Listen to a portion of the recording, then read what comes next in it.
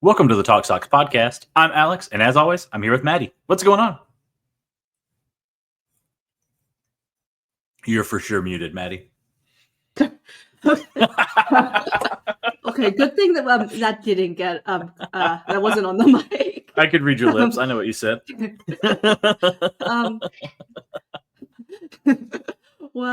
Doing well. Happy. It's a 7-game winning streak now. Yeah. Yeah. Well, one of the hottest teams in baseball. Yeah, maybe they Again. can. Yeah, again. Get past the 10-game winning streak. That's my hope. I would like to see a 12-game win streak out of this. I don't know why. Like 12's not a number that means anything to me, but for some reason, like the 12-game win streak, I think it's because had they not aired their way into a loss against Cincinnati, it would have been a 12-game win streak going into the break. And so I think that I want to see them like hit that target again. 12, what was it? 14 was the season record? Yes. Or is? Yeah. With the Twins? Yeah, that sounds right. Yeah. What a fall from grace. I get so that's where we've got to start. We've got to start with the trade deadline. For those of you who somehow don't know, the Red Sox were relatively quiet. They swung a trade for Cardinals left-handed reliever Steven Matz on Wednesday night. I had written a couple things about Matz. I really thought that the Cardinals made a really, really good trade partner with the Red Sox if they were looking to improve the bullpen, which they were. Matz was not my preferred Cardinals arm. I wanted JoJo Romero. Romero still has 2 years of arbitration, so he would have been a little more expensive, but I think that that's a deal that you should probably make. Matz will be a free agent after this year, so it's not a ton of money. There's not a whole lot locked into it. Hand up, I'm blacked out from the Royals series, so I've just been listening to them, and I didn't listen past when Crochet got pulled today because we were doing bath time and stuff. So I don't know if Matt's pitched tonight, but his one appearance that I know of for the Red Sox was incredibly successful. He made Jose Altuve swing so hard he lost his helmet. That was funny. And I have a question. Like, I want to circle back to that once we get done with the trade talk stuff. I want to circle back to Altuve a little bit, like sort of. But and then the other trade deadline deal, and it was right there, kind of right at the wire, right at 6:00 last Thursday, was bringing in Dustin May, who did the Patrick Star meme when Alex Bregman took him as deep as possible a mere 4 days before. Which, Maddie, I don't know if you remember going into that Sunday game, like first or second inning, I said in the Slack in our podcast chat, I wouldn't mind if Dustin May just stayed in Boston. So I want to take credit for that. I think that I'm the reason that trade happened. I really like Dustin May. I know that he's not been great this year, but I wanted him to be part of the Mookie deal. I was very mad he was not part of the Mookie deal. So now, to me, the Mookie trade is complete. He was the player to be named 4 or 5 years later. But those are the two pieces the Red Sox got. And what Dustin May is throwing tomorrow, is that correct? On Wednesday, I believe. Yeah. I may sign up for a free trial of FanDuel Sports Network just to see, like, watch the start. Because I do like Dustin May. Of course, in the Steven Matz deal, that was a 1-for-1 for Blaze Jordan, who was blocked at every position that he plays baseball. It's no shock that Chaim Bloom, who is not calling the shots in St. Louis, but will be next year. We do know that he was involved in all of the trade talks. Got his guy in Blaze Jordan again. That's who was connected in the Arenado deal before the season began too. So that's not shocking. James Tibbs or whatever his dumb name was is headed to LA in return for Dustin May. I think Dustin May is way cooler than that kid, so I'm fine with it. He was also hitting 200 in Double A, so people who are complaining that your number 10 prospect went to LA for a rental of Dustin May, he wasn't very good.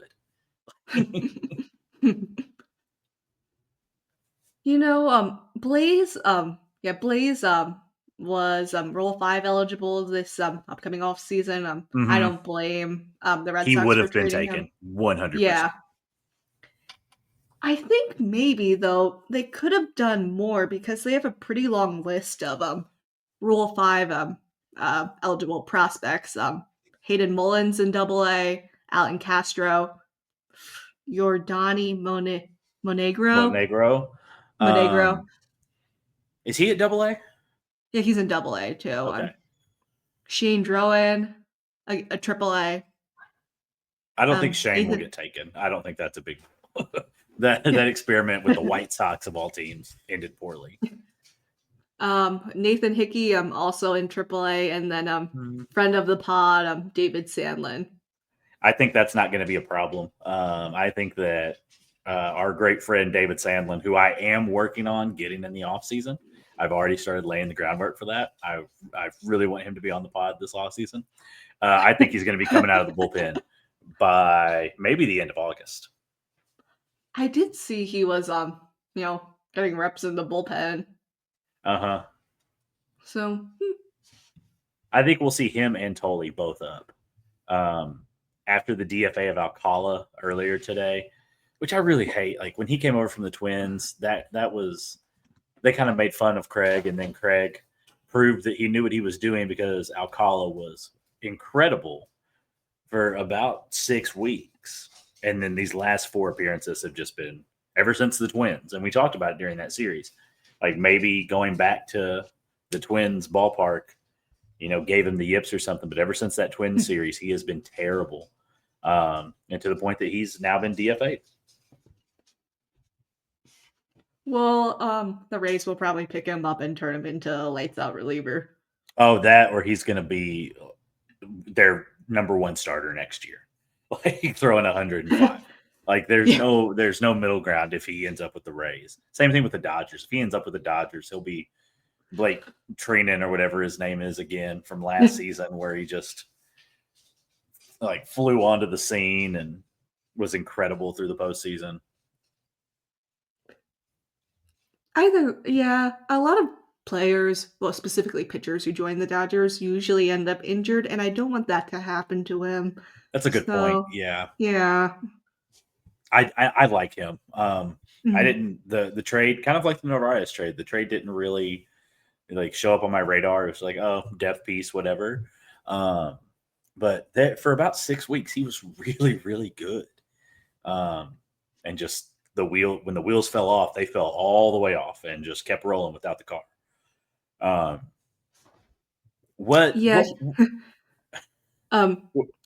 Just one quick thing about him, I'll call it. When I was writing my Pitchers of the Month piece, he was my honorable mention for like a week. And then he had all those blow-ups, and I removed that for this month. Yeah. Yep. Didn't you have Bernardino in there too, who is now playing at AAA? He's now in AAA, but he's been good. He had been really good. Yeah, he didn't give up a single earned run in July. Like, good for him. And just there's that meme of Alex Cora like with a really emaciated cow, and that was Bernardino. I think that it kind of had to be Bernardino who went down, and he'll be back up. I'm not worried about that. I mean, it was him or Justin Wilson, and Justin Wilson doesn't have options, and you're not going to DFA or cut Justin Wilson, so you take advantage of the option in Bernardino. But he'll be back up, especially once the rosters expand. So what are your thoughts on the trade deadline? So we've kind of summed up what happened. Where do you stand on it? My knee-jerk reaction was I was annoyed. Just seeing what other teams did. We can get into this then. Just everybody other than the Orioles in the AL East really, engaged in an arms race, and the Red Sox kind of, sat put. But Mhm. then again, just watching this team play over the past week, they have really good camaraderie. They all genuinely seem to enjoy each other. Yeah. And if you traded away a major league player, I think that would have been, or the chemistry would have, fallen apart. Yeah. I've long been an advocate for trading Jaron Duran, and I can say pretty confidently I'm glad that Craig didn't. I do think that Duran will be gone in the offseason. Um, Hmm. Hmm. Probably as a piece of the Joe Ryan trade or Sandy Alcantara. Um, because no matter what, there's still a logjam in the outfield. And I know that they've got the password taking reps at first base uh, down in Worcester. That doesn't do anything for me. I don't care about that. Duran is still the odd man out. So I think that he is the name that's most likely to be traded in the offseason. But I understand why, especially with everything that's come out. There was the report where Ken Rosenthal called the Red Sox attempt to trade for Joe Ryan feeble, and then he walked that back earlier today. It seems like the Twins are on a "we hate Craig Breslow" spree. Like Yeah. they The are just smear leaking campaign. all of they're just leaking all of this stuff that like an hour later people are like, yeah, that's 100% not true. Like they acted like Breslow offered Connor Wong and David Hamilton for Joe Ryan, when according to multiple people who are far more in the know than we are, every prospect was available. Anybody that is still considered a prospect, it was an option. Um, and the hangup seemed to be that the Red Sox wouldn't include either Jaron Duran or Wilyer Abreu. And, it's come out that the preferred outfield lineup is Anthony in left and Sedon in center and Wilyer in right. I think that's the correct play here. Um, but I'm glad that none of them were traded because I think that the team chemistry would have gone down the toilet. And you look back to when Christian Vasquez was traded to the Astros. Um, People talked about team chemistry, and he's such a veteran presence, and he's such a leader. And that team did kind of never rebound from that trade. That's kind of when things started sliding downhill that season. Now it did net us Wilyer Abreu, and so for that I'm very grateful for Heim. That's the best trade that he pulled off in his career in Boston, in my opinion. But I think that you had to kind of leave well enough alone, and unless you were going to be able to trade for controllable starters, which no controllable starter outside of JP Sears was traded, um, then without touching the major league roster. If you were able to do that and just deal prospects, great, that's phenomenal. But touching the major league roster, I don't think it made any sense to trade anybody from the 40 man at all right now, except Walker Bueller. But you're not going to get Joe Ryan for Walker Bueller. Well, maybe an You MLB the could, show. yeah, if you turn on force trades. Yeah. Um, but my biggest complaint with the trade deadline is once the Padres went absolutely ridiculous with the trade for Mason Miller. I don't know why Aroldis Chapman is still on this team. Like once Helsley was gone, once Miller was gone, um, who else? Once Duran was gone, Craig should have picked up the phone to every team that came in second for those players and be like, if you want to roll Chapman, give me your best offer by 4 o'clock and just see what happens. And then trade for David Bednar to replace him, um, who has not been good with the Yankees. But Yeah. I was I just gonna kind of say. assume I just kind of assume that any pitcher who goes to the Yankees and sucks just secretly hates the Yankees. That's why I'm fine with bringing on Devin Williams and that screwball to Boston next year. Well, Craig could fix them. Oh, not Craig. Andrew Bailey could fix them. Yeah, I think so. Yeah.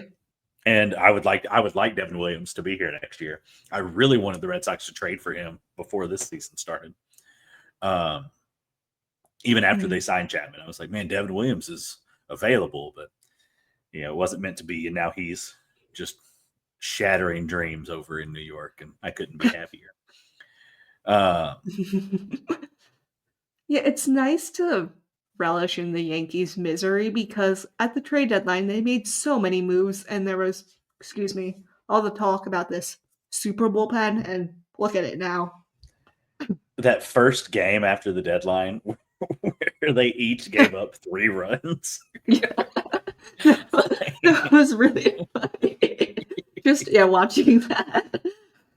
But then And also yesterday, Max Fried, like, oh man, I think and he I hates was the on, Yankees too. no, maybe, I was on the sign Max Fried train, and Mm-hmm. now I'm kind of like, you know what? Good for you, Craig, for not giving him that extra year.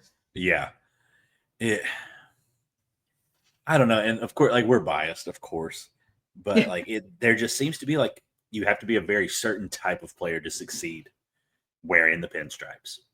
I won't say in New York because I think that if you put Max Fried on the Mets, it's a far different situation. Devin Williams on the Mets, it's a far different situation. But I think that you have Hmm. to be like the Aaron Judge esque type player. Like I'm not talking about like 6'7", like super hitter, like, but nothing seems to get to him. Well, maybe a routine fly ball in what game 5 of the Yeah, World Series. offensively, nothing seems to get to him. um, he seems like he like playing in New York, playing in that media market doesn't bother him at all. Whereas Devin Williams came from Milwaukee, that's a very small market. David Bednar, Pittsburgh. what? Yeah, he came from Pittsburgh. What's his name from the Giants that they traded for? Um, Duvall. Duvall Camilla. came. Yeah. Yes, yeah, from the Giants. That's a small media market comparatively. Bird came from the Rockies. That's a small media market comparatively. It's not constant 24/7 attention on the Yankees, on the Giants, on the Pirates.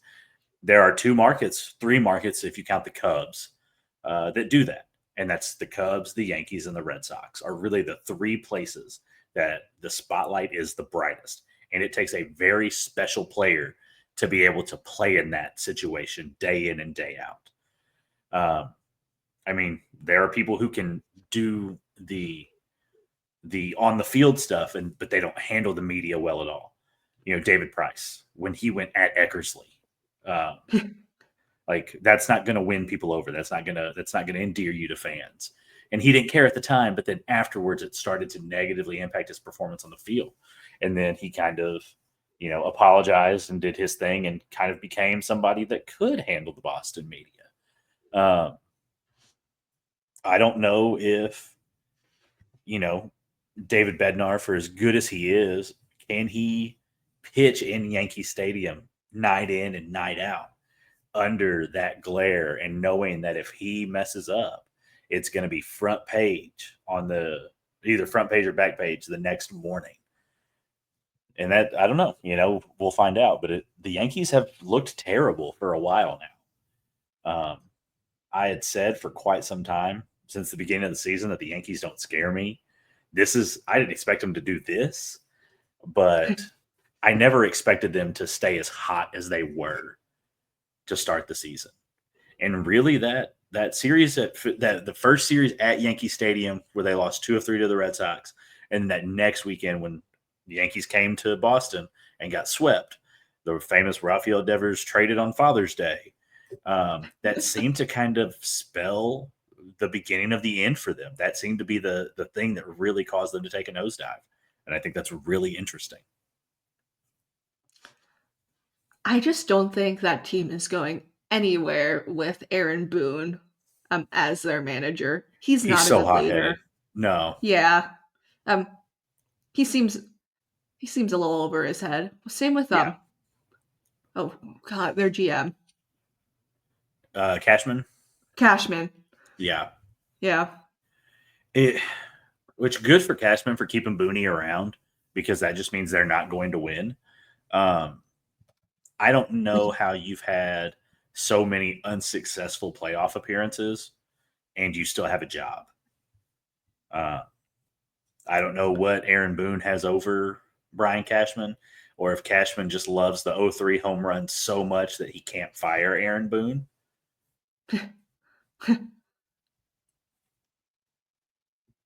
But I think I Well, do. I me agree with you. I think it's a leadership problem. and also, same with, Hal. Um, Yeah. just I know George Senior is, like, rolling over in his grave right now, Mhm. just at the state of the organization. The, AL Rookie of the Year last year had a neck tattoo. Yeah. Yep. Just what doesn't They can it have beards now. exactly, just and the tattoo Still says no something City like, Connects though. well, yeah, not yet. Um, uh, like, "God bless me" on his neck, like, Yeah, something.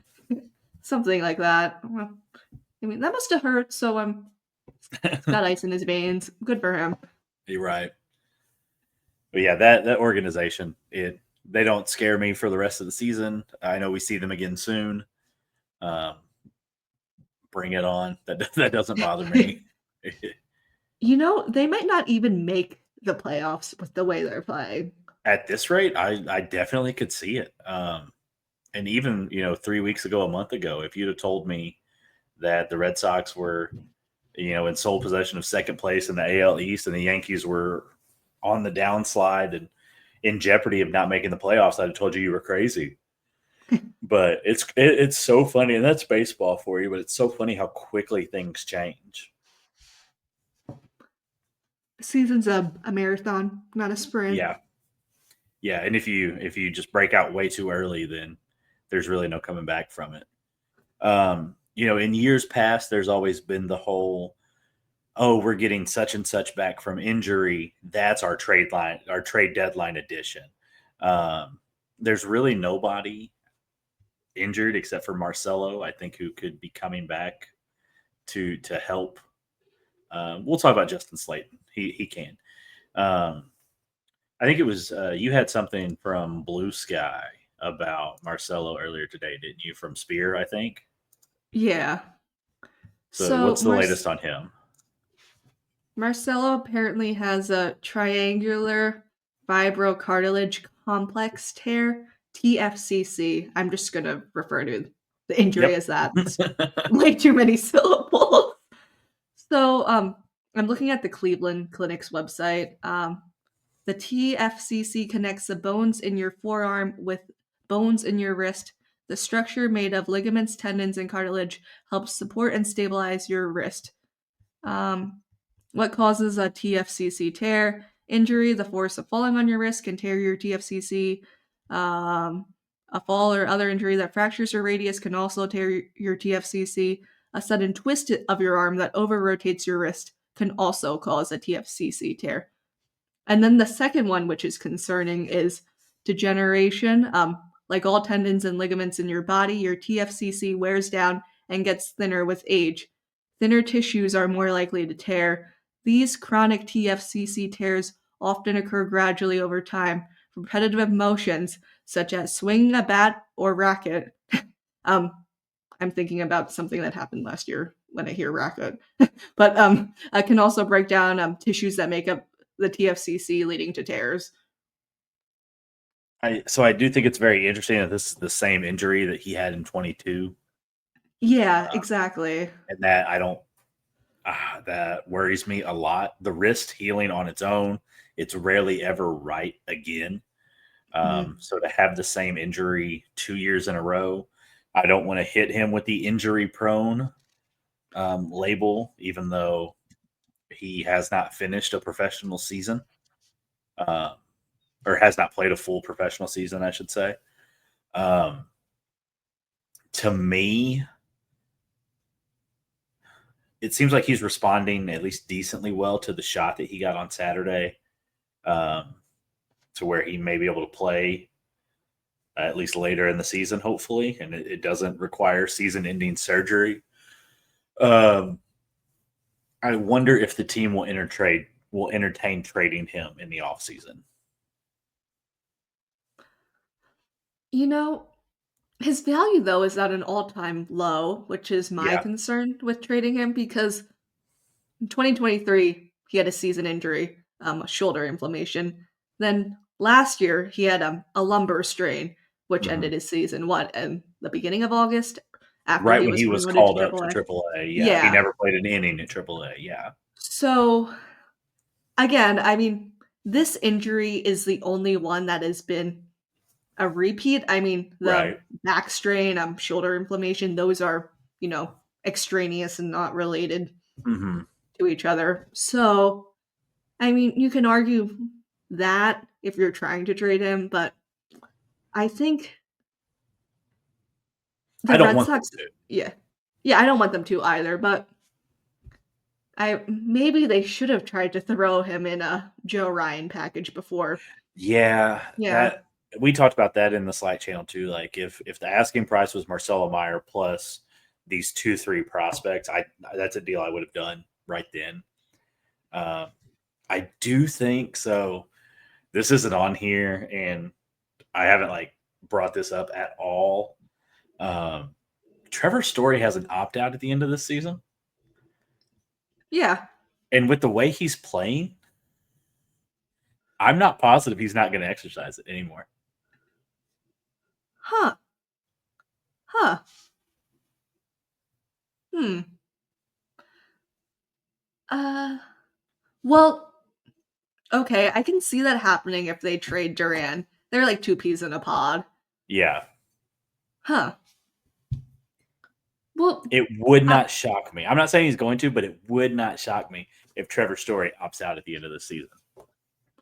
you know, like 5 days before the trade deadline, this was from Sports Illustrated, so you take them whatever they It's probably an AI publish. bot. Yeah, with a grain of salt. But even, I mean, and then when the Correa trade occurred, I was like, maybe there was some smoke. Mhm. The Astros, I think, were interested in Trevor's Story. I saw, so I didn't like dive into that really at Yeah, all. I just Um, saw the title and was like, yeah, interesting. I'm kind of the same way. It popped up on like a Google notification, and I was like, they're not going to trade for him. And then I just kept going. And then, like you, I saw it was Sports Illustrated and decided to not actually give them any profit from clicking on that article. Um, it would be very interesting if Trevor Story decided that he's back and he's good to go and he can, because realistically he'll probably get a higher AAV over the next 2 years signing a 3-year deal than he would if he stayed with the Red Sox. But I also think that he wants to win, and I think that he feels, I don't want to say indebted to the team, but feels as though he has let this organization down, that I think that he will end up staying. I don't think that he will opt out because it's guaranteed money. What if he gets hurt again? Yada, yada, yada. A month ago, guaranteed opt in, without a doubt.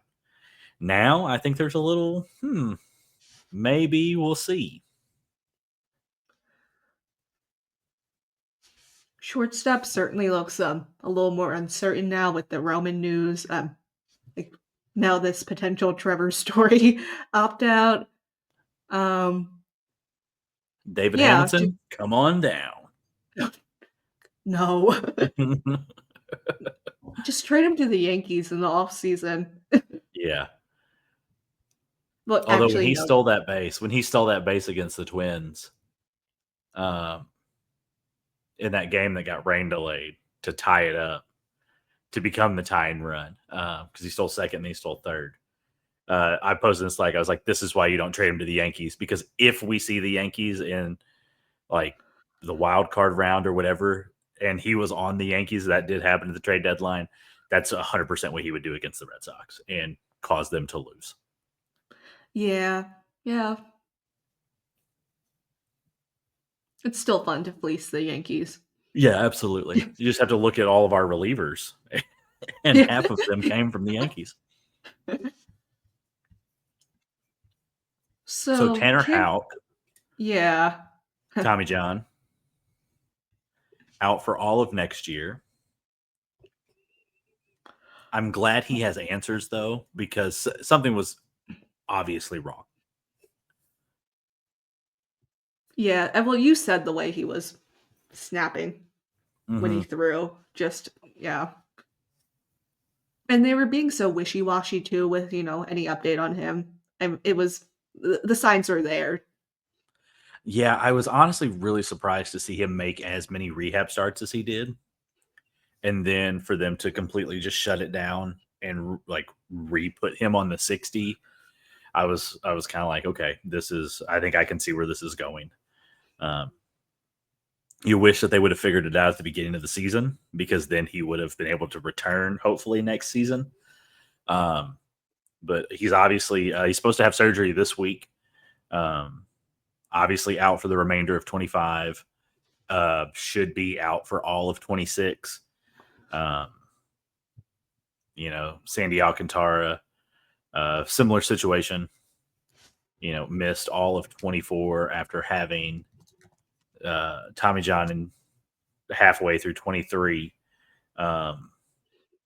So 27 is his earliest return.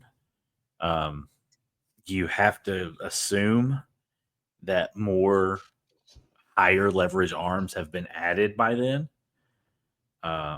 A Joe Ryan, an Alcantara, an Edward Cabrera, a Dylan Cease, something like that. Framber Valdez. I think that's incredibly on the table. Yeah, yeah. I'd love that personally. Yeah, me too. He's cool. Yeah. Nobody's really sniffing around that, so I'm glad you said it. He makes too much sense as, we didn't trade for Joe Ryan. How about we sign Joe Ryan and Framber Valdez in the offseason? Then see what happens. How old is Houck? I just pulled up his fan graphs. He's 29. Yeah, so you're looking in 27, you're looking at a 31, 32-year-old. That's provided there is a season in 27. Yeah, that seems to be very much in jeopardy. Yeah, I wonder how the CBA negotiations would affect. Yeah, so he won't be able to work with anybody affiliated with the club. Well, yeah.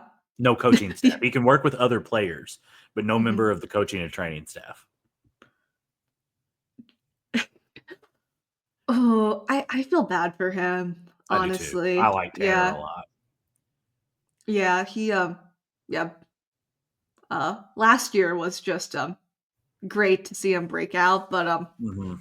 I also, just before I say this, I know hindsight is always 2020, but a lot of people, were saying trade Durant in the offseason because he'll never be able to replicate his season, which okay, now he's starting to show I signs say of now he's getting kind of yeah. close. Yeah.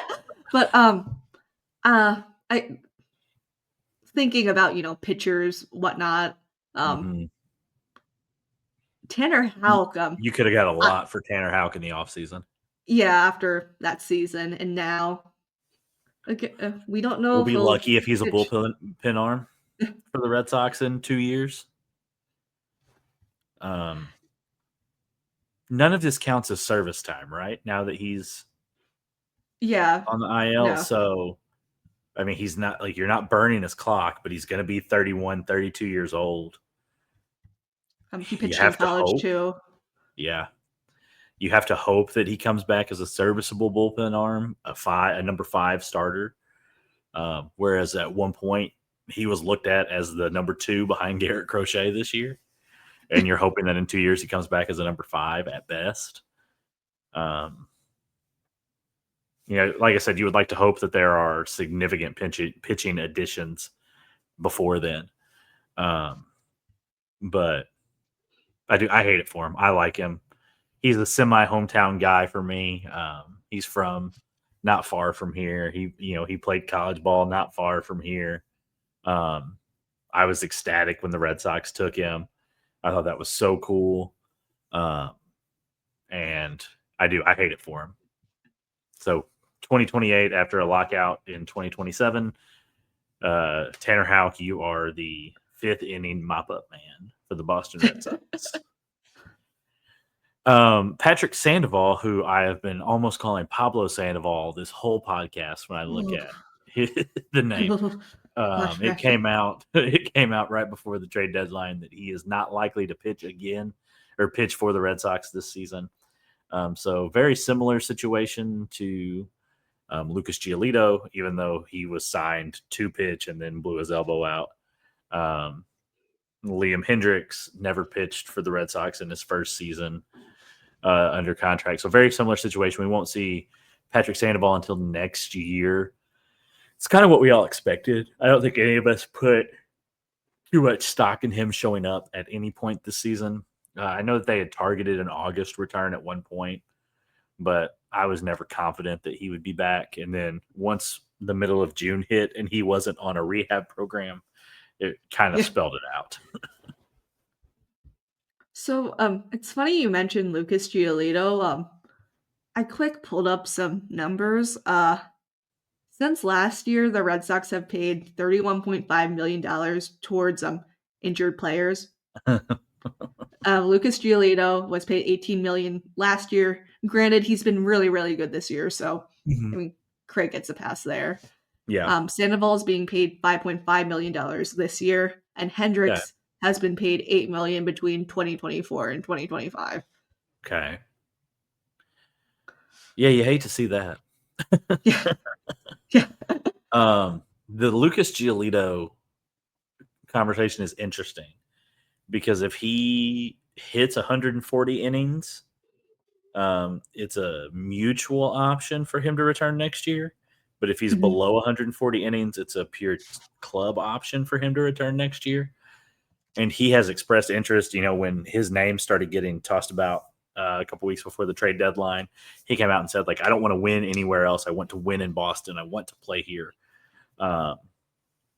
You would hope the Red Sox would for sure be interested in bringing him back next year. And you would hope that he would be interested in coming back. But you also have to wonder if they're going to monkey around with his innings to keep him at like 138. And then he doesn't get a say in that. He's currently at 95.2 innings pitched. With the way he's been pitching, I honestly think if they really want to make a postseason run and if they think they have a shot at winning the division, they should just keep rolling him out Let regardless him of, go. Absolutely. yeah, however much, more money he would get. And I think that you maybe have that conversation with him like, hey, like, we're going to blow past that 140. We want you here next year. Like, if that means that we need to rework your deal, do whatever we need to do to make you comfortable. You want to win in Boston. We want you to win in Boston. Let's win together, no matter how many innings you throw this year. That's kind of my hope with him.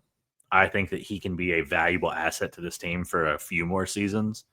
So I wouldn't hate some kind of an extension for him. He's one of those guys that really seems to be a glue guy. And with your number one starter being so young, having somebody like Lucas Giolito around who has been there and has thrown a no-hitter and has had success, and having him be the guy that Crochet can lean on is a big deal. You don't want that to be Walker Buehler right now. But aside from that, I mean, this rotation is young. You've got Crochet, Bayo, Fitz whenever he's back up, Criswell. May's going to be a free agent, but he's not a super seasoned veteran because of all the injuries. So I think that Giolito is a really good kind of veteran presence for the starters to be around. So whether it's a mutual option or a team option, I think that you've got to keep him around for at least next season, but maybe a season or two more.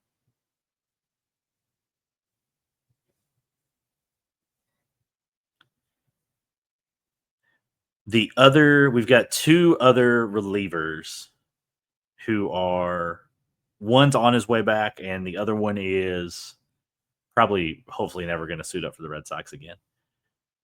Justin Slayton was seen. He's thrown two bullpens since kind of starting his return to form. The most recent one was today, Tuesday, August 5th. He was in full uniform tossing off the mound at Fenway before the game, which is impressive. You'd like to hear that. From everything that I've read, it seems like things looked very, very good. If you're watching, I think Maddie has completely killed her microphone, so she may be back. We'll find out. So right now, I'm just rolling solo through this. but so Justin Slayton has thrown 2 bullpen sessions. I imagine he'll get some time down at AAA Worcester, probably here within the next week or so. I wouldn't put too much stock into anything that happens over those first couple appearances. You really want to see him kind of settle in and, kind of re-find his form because he has been on the shelf for so long. The other reliever who we got some news about this week was Liam Hendriks, who should have been DFA'd weeks ago. He's likely to not pitch at all for the rest of the season. You back? Are we good?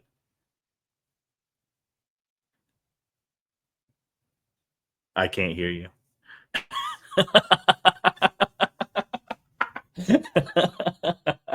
Maddie is just in a world of technical difficulties.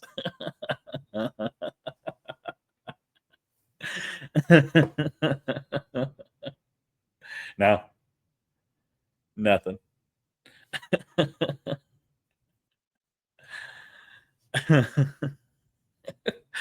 But Liam Hendriks is likely to not throw again for the Red Sox for the rest of the season. I don't think anybody's too broken up about that.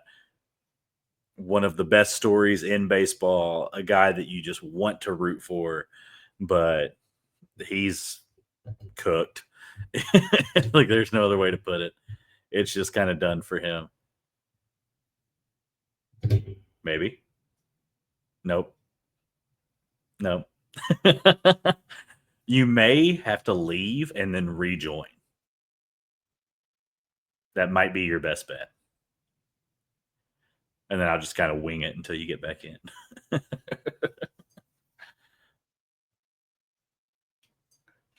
Okay. So Maddie has disappeared. We'll see if she comes back.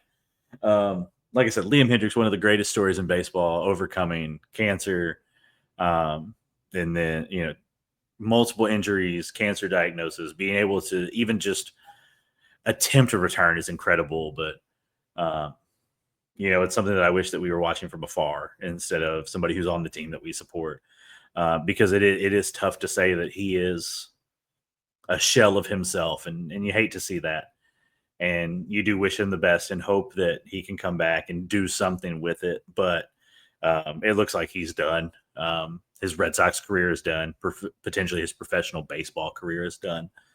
And you really just hope that okay, Maddie, let's see. We're going to add you back. Okay, can you hear me now? Yes. Yeah, sorry about that. My cat was getting into like some cards that I was helping with my dad for grading. I didn't want her to mess up his like George Brett Yeah. rookie card. Yeah. Yeah. Yeah. Yeah, I just did a 3 minutes just freestyle about Liam Hendriks. So what are your thoughts on Justin Slayton and Liam Hendriks news, Maddie? I'm happy Layton should be back sometime soon. I'd say I by the don't end of the know. month. Yeah. Yeah, end of August, at the latest. Yeah. We'll see. He I had it on here. He right shoulder inflammation injury. Okay. I he did look a little shaky if I remember correctly before he was put on the IL. So So it came out like a bone was pushing on the nerve in his shoulder. And I think like through physical therapy, they've been able to make that stop. okay. I don't know if it's something that will eventually require surgery or something. But that is the cause of his arm fatigue and shoulder issues. Was there has been a bone pushing on a major nerve in his arm. Okay. Hmm. which is at least encouraging that they now know what it is. It's taken 2 months to figure that out. Yeah. Uh, Um, yeah, and even then, if the issue still manages to pop up, yeah. and will he be back to his, rookie year, numbers?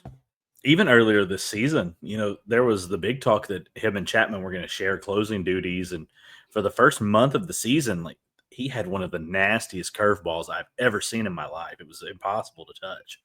Uh, so you hope that when he does come back, that he is able to kind of get back to at least that version of himself where he's throwing some pretty solid pitches. Even if he's not coming out in the eighth inning like he had been this for the earlier this season, for the rest of the season, if he's a 6-7 guy, I'm okay with that. Yeah, just ease him back in, let him figure things out. Yeah. And Craig really did address the bullpen's issues this offseason.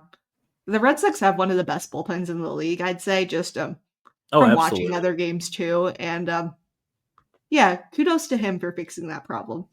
But they have like the second best ERA in the majors. Hmm. It's either second or fourth, but they're top 5 in like everything. And yeah, Garrett Whitlock has managed to get his stuff together. Yeah. He was my like, if you're going to trade Chapman, just slide Whitlock into the closer role, and because Whitlock has shown that he can 100%. do it. I'd be fine going into next year with Whitlock as the closer. I know we talked about Whitlock closing before the season got started, and we were all kind of like, we hadn't thought about that, but then it makes a lot of sense. And now look at him. Yeah, he had like what a 40% at least strikeout rate in July. Just Yeah, lots of nasty stuff. And yeah, with all the injuries he's dealt with, it's kind of nice that he's finally found a role on the team where he can thrive. absolutely. And the last kind of injury update that we have is Liam Hendricks. It looks like he's not coming back this season, although he has been present. You can see him in the bullpen, see him in the dugout. He's been at events and things like that. So that's great. He is a very big personality and is a great face of your team, a great spokesperson, but he's done. I don't think that he will play professional baseball in America again.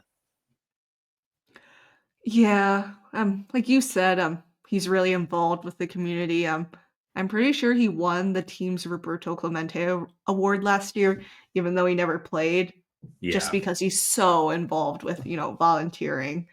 And Yeah, yeah, he stops at like cancer wards at every um, away city, visits with cancer patients, and makes time to like talk to kids and sign for kids, and all in all, just seems like a great guy. Every interview I've ever seen with him has been overwhelmingly positive, but his baseball career, unfortunately, I think is pretty well completed at this point. for sure. And maybe he can join the Nippon League with um Emmanuel Clase. But yeah, it just Oh seems like man, his MLB career is finished. yeah, yeah. At least he's not making headlines like some other names that have likely also finished their MLB careers this week.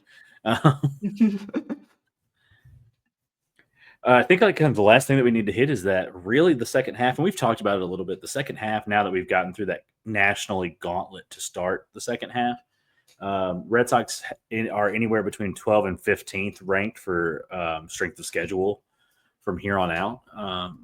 They close the season in a very tough series of matchups at Toronto, and then Tigers at home.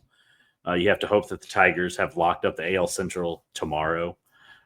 Like, there's no way they're losing that division. The No, Twins yeah. have traded Yeah. everybody away. The Guardians just lost a closer on a Hall of Fame path. The White Sox are Well, the White Sox.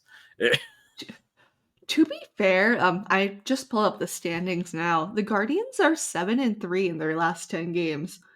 Maybe Clase was a locker room deterrent because he was trying to get everybody to bet on games. To spike balls as their first pitches.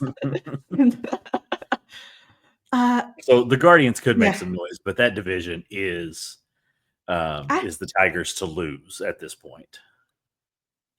you know, the Tigers have kind of been flailing since uh even before the All-Star break too. I remember Hmm. there were some questionable games. And Yeah. Scooble was in the Keystone State on Sunday. No, not Sunday, Saturday. And he had like a scoreless, he pitched like six scoreless innings and then gave up 3 runs in the seventh inning. So Hmm. maybe he's showing some signs of wear and tear and He regression. just wants Garrett Crochet to win the AL Cy Young. That's all he's doing. Yeah, man, that would be really cool. But even then, I'm good competition fosters, the best performance Absolutely. for Yeah. anybody. You'd have to think that the Tigers should have that division wrapped up before the end of the season series. So hopefully you're not getting the all starters for the Tigers for at least two of those games. They're resting people. You're likely not going to see Tarek Skubal during that series. Probably not Jack Flaherty during that series. Um, Maybe Charlie Morton. yeah, it could be Charlie Morton, uh, who I did not want the Red Sox to trade for, but I think I would have been happier if they had traded for him over Dustin May. Um, Yeah. Uh, yeah. Would I take like a crazy ginger dude or a geriatric 40-year-old man? but the second half, like, I mean, I think the division's in play. The Blue Jays, I think, got hot too early. Um, I think that they're already starting to come back down a little bit. Um, they're still playing good ball, but they're not world beating like they were. Um, the Yankees may not make the playoffs. The Rays will be good. I wish that the Sox had traded for Griffin Jax. I really wanted him at the deadline. Um, but without trading, you'd have to look at probably Richard Fitz, and that's not even an accurate comp to Taj Bradley, which is who they sent to land Jax. Um, you'd be looking at like Brian Bayo, and I wouldn't trade Brian Bayo for Griffin Jax. Yeah. But Bale's been really good lately. oh my gosh, I've said it on here multiple times. You're never going to meet a bigger Bayo guy than me. This season, I feel so vindicated. I've been banging the Brian Bayo drum for years at this point, and now it's like, look what he can do. Maybe the mini Pedro comp is true. Well, this year too, I've noticed he's not, getting as flustered after or like, Mhm. say, with the bases loaded behind him. He, Yeah, manages to, get the final out in that inning without, blowing up. And yeah. even in the dugout too, he's, a lot calmer than he previously was. He has joined in on the celebrations on his off days, and I love to see it. He's always so funny. Um, and we'll talk about like the vibes of the team and stuff on a later episode. But I love, like you said earlier, like these guys all seem to really enjoy playing on the same team. I think that's huge. Um, I do think, kind of as we're wrapping things up here, I do think that Breslow in his not stellar All Star or trade deadline showing, um, I think that he needs to prioritize signing both Alex Bregman and Roman Anthony before the season's up. I think that would go a long 100%. way towards building goodwill with the fans again.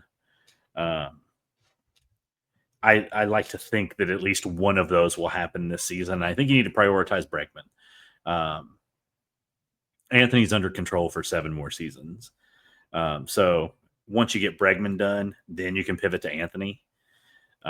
And I think that keeping Bregman here for another 4 or 5 years encourages Anthony to sign for another 7 years, 8 years. Well, worst case scenario, if a salary cap is implemented, wouldn't Roman have more of an incentive to get a trade not trade to sign an extension now before you know Yeah, and 2026? I think you're going to see a lot happen next season. I think you're already starting to see it somewhat, Mm-hmm. where you have agents telling guys like, "Hey, you're going to be a free agent after next season, and we don't know what that's going to look like.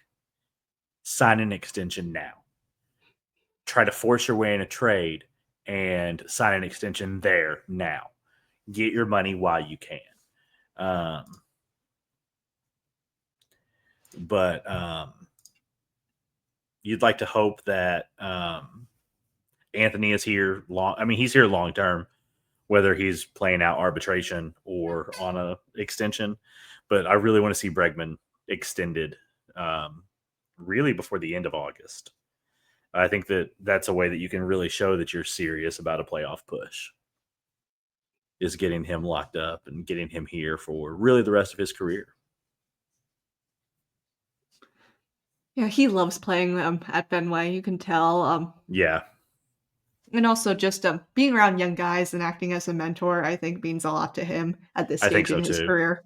Yeah. And he's like a free coach, basically, for the Especially when he team. was injured. I mean, Marcelo and Yeah. Roman were attached at the hip. In fact, they moved their lockers next to him in the clubhouse. Hmm.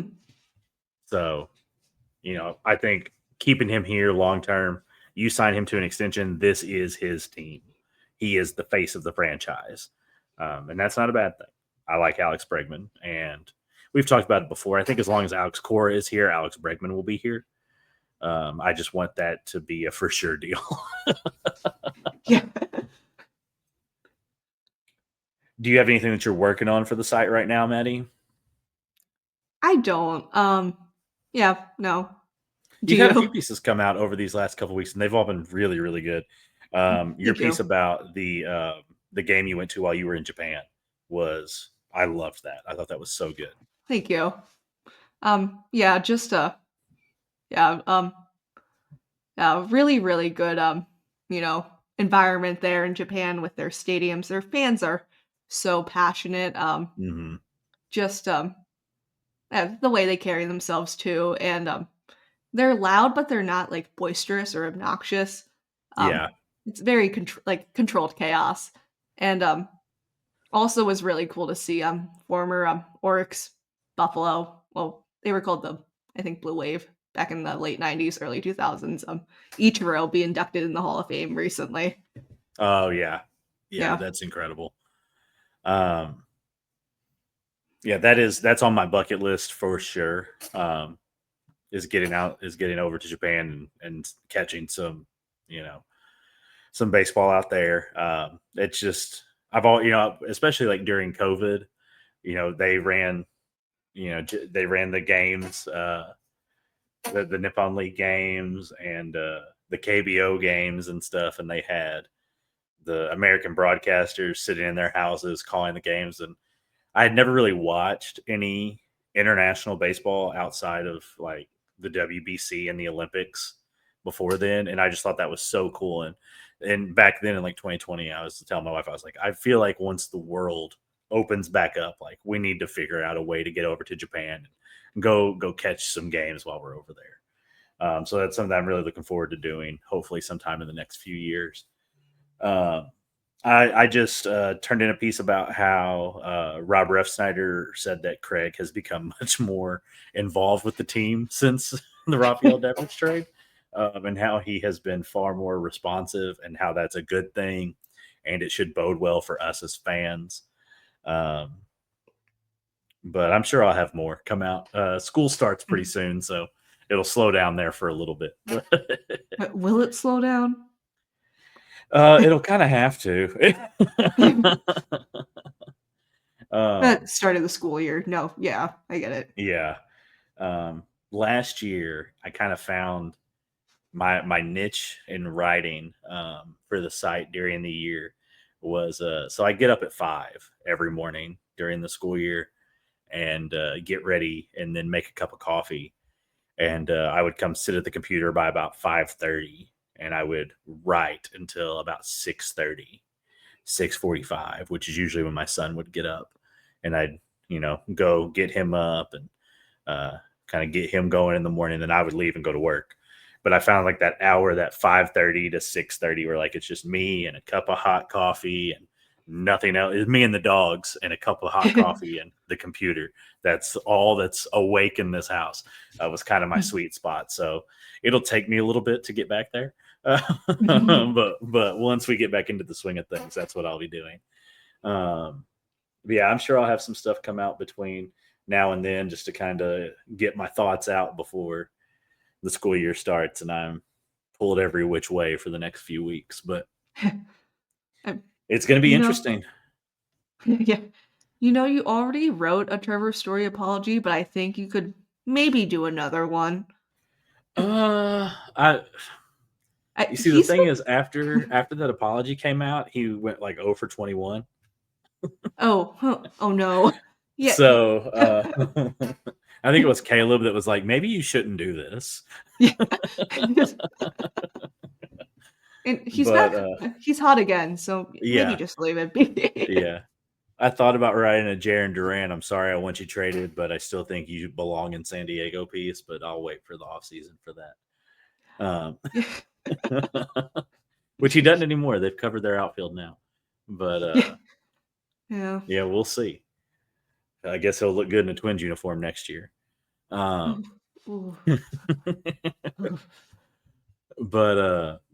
yeah, I think that about wraps it up. The Sox are up 2 games on the Kansas City Royals.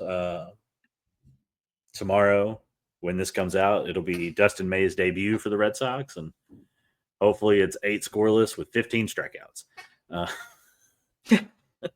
want him to do really, really well. If he pitched a perfect game in his debut, that would be something. Or even I'd take a no-hitter. If I was Craig Breslow, I would get his face tattooed on my chest if that happened. Oh my god. His poor wife.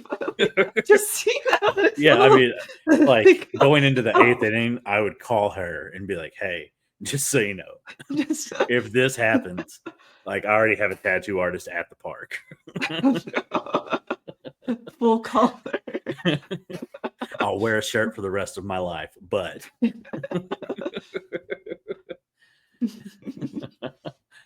but yeah, so if Dustin May throws a perfect game tomorrow in his Red Sox debut, Maddie called it first. You heard it here. You heard it here, right here on the Talk Sox podcast. Thanks for listening. Like, subscribe, all that good stuff, and we will catch you guys next week. Have a good one. Take care.